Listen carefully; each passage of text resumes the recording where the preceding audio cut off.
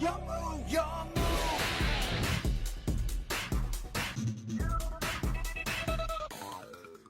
What's up guys, it's Rogue here, back at it again with another amazing video on the channel. So, right on the money, right on schedule, we have a brand new video for you guys.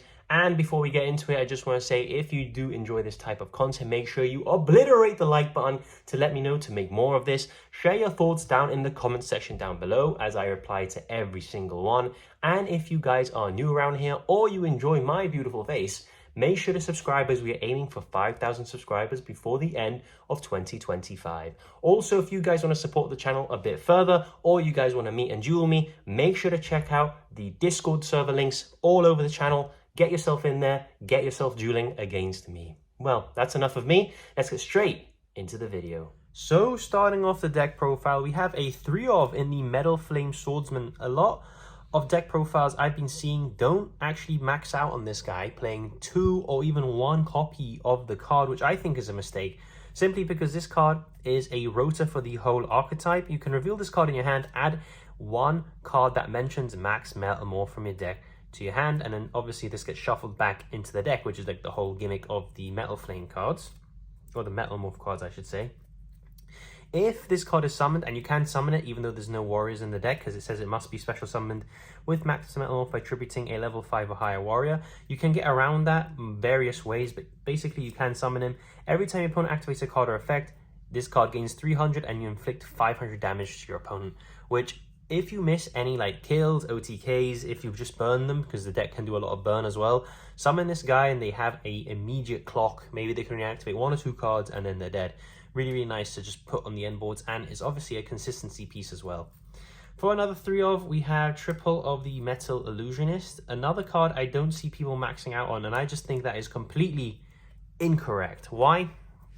Because in this build, this card serves as a bridge between 2 very, very powerful engines. Now, let me explain. So, Metal Illusionist is a level 1 light spellcaster. During the opponent's turn, its level gets increased by 4, which does come up if you want to start your Metalmorph engine. You can call Fiend, for example, you can call Dragon, you can call anything you really want, any type in the game, and you can make it turn into that attribute as well, which is a really, really useful effect considering it's already a light. So you go Fiend, it is now a light Fiend, and you can now bridge into full Fiendsmith combo of this 1 card. Incredible. Not only that, it actually has a summon effect, which is you can set a Metalmorph trap from your deck to the field. Then if max Metalmorph is in the graveyard, you can draw 1 card. So set a potential draw, call Fiend, and go full Fiendsmith combo, all off 1 card. Why wouldn't you play 3 of this? And it's a level 1, which means you can 1/4 it out the deck as well. Beautiful. I would play more of this card if I could. We play 1 of the Red Eyes Black Full Metal, 1 of the Metal Zoa X, and 1 of the Red Eyes Metal Claw. These are the, well, these 2 are the ones you're going to be summoning off the deck most of the time, because Omni Negate and a pop 2 is fantastic. Metal Claws is more of a offensive card, meaning it can special summon itself by sending a set card, or a face down card you control to the grave.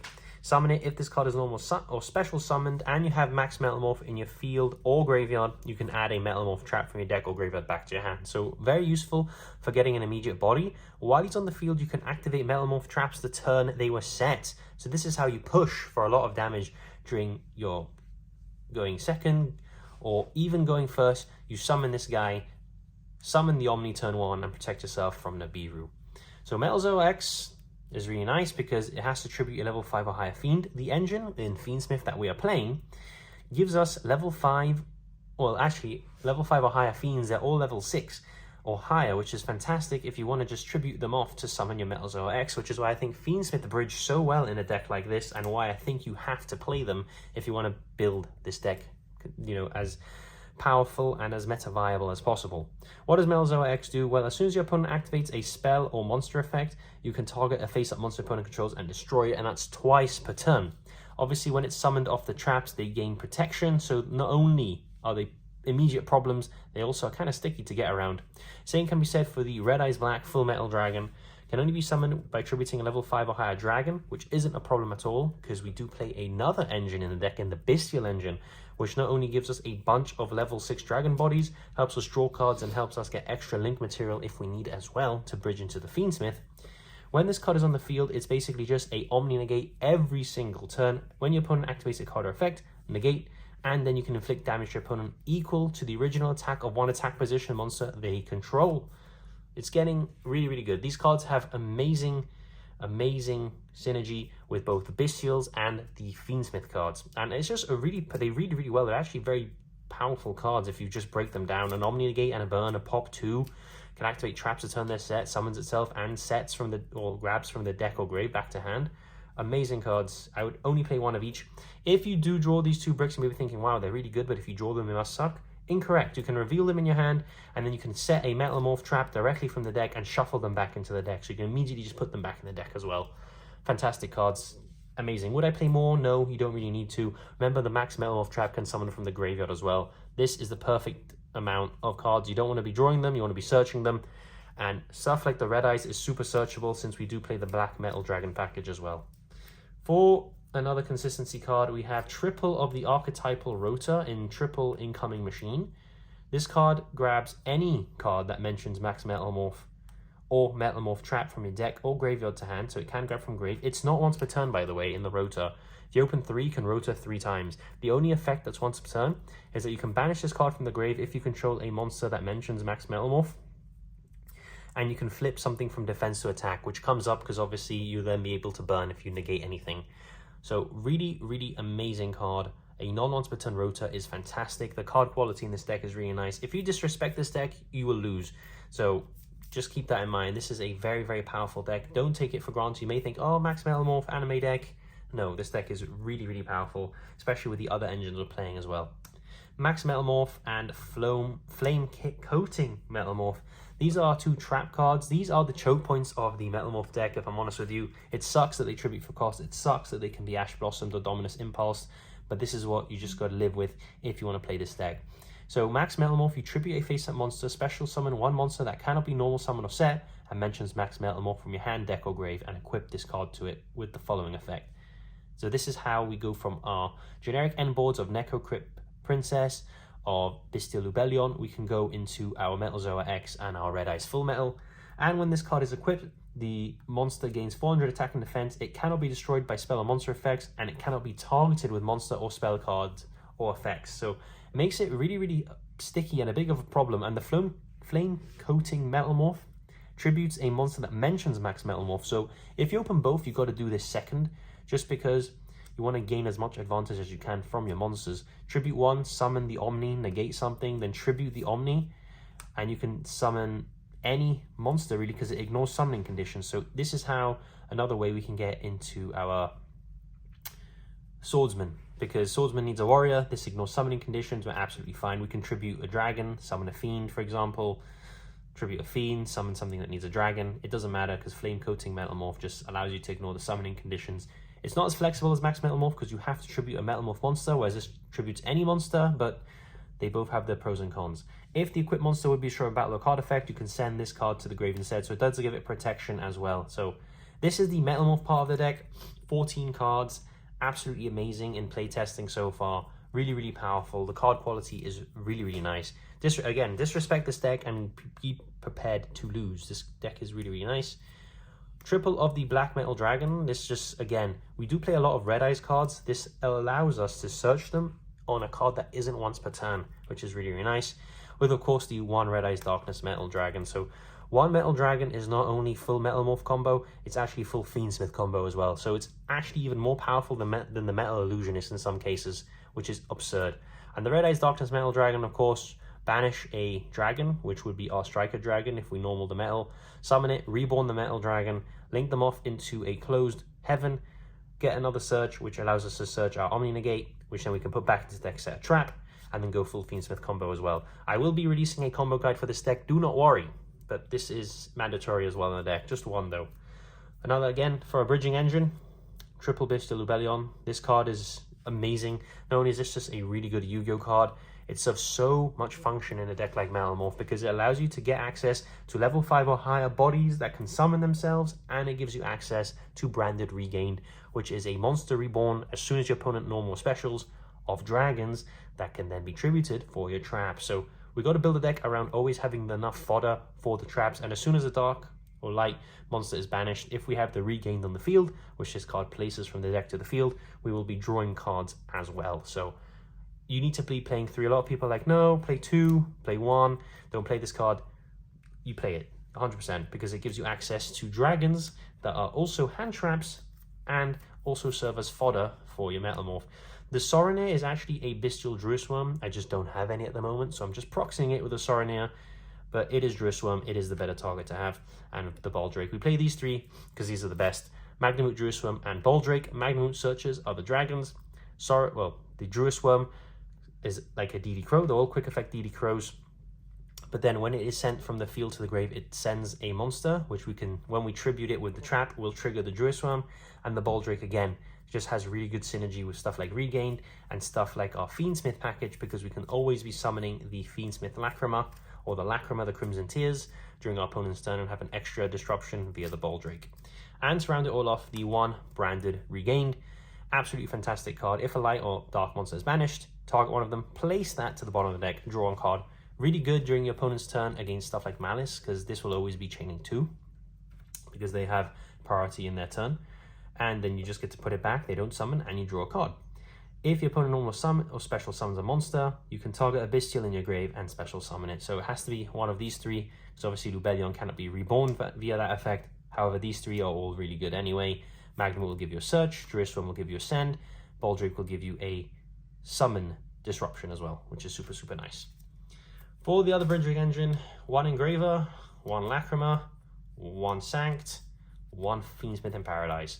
This engine, again, mandatory in this deck. Why? Not only is it Fiendsmith, which is absolutely broken this format, it is also gives you access to Fiends that are above level 5, which you need for the traps. So Engraver, just pitch it, add either the Sanct or the Paradise.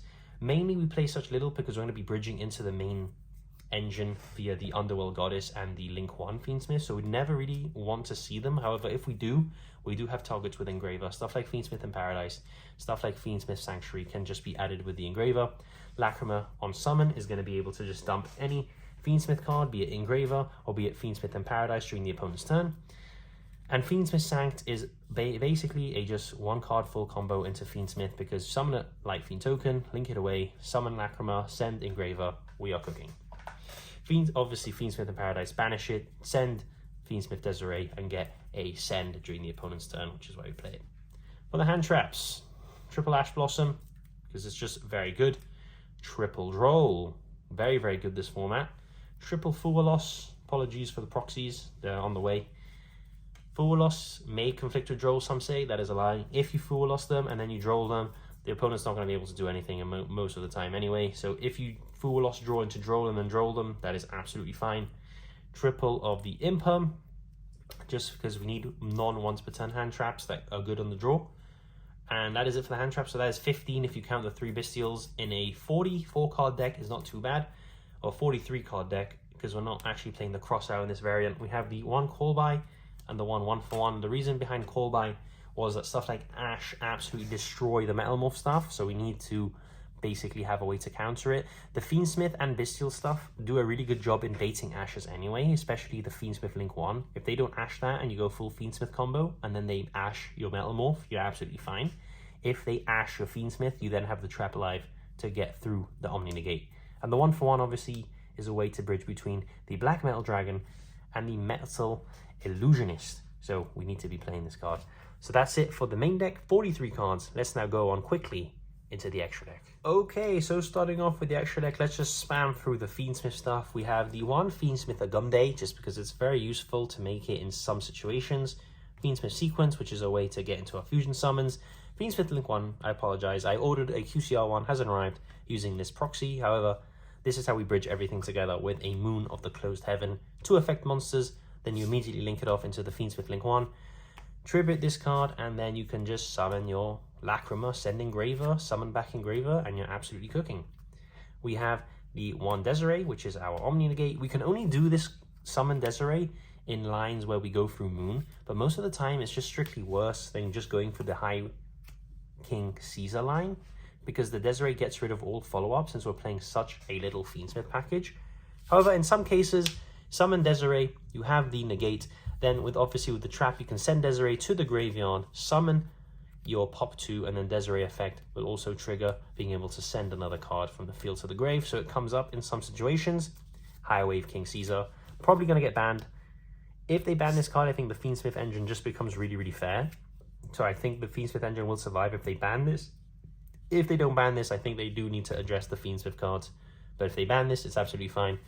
Non once per turn, special summon negate, takes 2 level 6 Fiend monsters, which is super easy in this deck, thanks to Necroquip Princess. So with Lacrima, what you can do is, with Lacrima, equip the Link 1, send both to the grave, summon Necroquip Princess, and then with Engraver, shuffle back a Light Fiend or Lacrima, summon Engraver, 2 level 6 Fiends for High Wave King Caesar, just like that. That is it for the Fiendsmith stuff. Just generic stuff that you see in most people's extra deck these days, because Fiendsmith is played in a lot of decks. Let's go on to the more generic stuff. We have 1 SP and 1 IP, just because we can spam a lot of bodies in this deck. 1 of the Hieratic Seal. In some cases, you can make this with the, obviously, the Black Metal Dragon and either the Striker Dragon or the Black Metal Dragon and the Darkness Metal Dragon. Go into seals if you want to play around Nib or if you just want to bounce. 1 Striker Dragon. This is our main way of linking off our Black Metal Dragon, getting a search, keeping a dragon on board. Banish this, summon the darkness, and continue cooking from there. 1 Anima. If you want to punish a zone placement, you can link this off with obviously the Black Metal Dragon and the Metal Illusionist. We play 1 Typhon. Comes up a lot. You need to play this card, especially in this deck where you can always just tribute during your opponent's turn and summon. Not this. It has to have a level, not a rank, unfortunately. But this is just still very good to play. 1 Chaos Angel. Again, you make Chaos Angel, and if they're going to out it, just tribute it away. Summon Melzo X. Absolutely fantastic. If not, a Bestial on any level 4. So a Lacrima, an Abystial, a Lacrima, and an Engraver. Make Chaos Angel. And this is a proxy, but this is Mirrorlogic Aggregator. We play this specifically in the extra deck because in this side we play the Ultimate Slayer. And that is basically to help us during our Raziel matchup, because this deck can struggle going second into a lot of decks, but especially Raziel and Malice. So we have this side deck built super optimized to just absolutely crush those decks. I'm talking Lanciers, Chaos Hunters, Meltrami Meows, Ultimate Slayers, Solemn Judgments, basically the whole side. Just so that we can, because against other non-meta decks, this deck I think is probably best of the rest in terms of you have the surprise factor, you're playing Fiendsmith, you're playing Bestials, you can summon an Omni-Gate, you're perfectly fine against those decks. It's against stuff like Malice and Raziel going second, where you can really struggle. So that's what we optimize the side deck for. But anyway, that is the end of this Metalmorph deck profile. I hope you guys really enjoyed. This is a deck that I'm really enjoying. As I said in the beginning, I think this is the deck I'm going to be taking to YCS Liverpool, just because, not YCS Liverpool, to Liverpool Nationals, sorry, because I'm super confident in what this deck does. I think this deck is super fun. I don't think a lot of people are experimenting with this deck. This, I think, has a really good chance of appearing on stream, which is something I've always wanted to do, represent not only the YouTube channel, but obviously represent where I'm from. And I think this is the deck that can do it, if I'm honest with you. It can take a lot of people by surprise, and I think it's just pretty good. As long as you know what you're doing and you play super well, and your opponent won't know what Metalmorph cards do, you have a really good chance of doing well. So I'm Rogue here. Thank you so much for watching. I'll see you all in the next video. It's time! Let's go!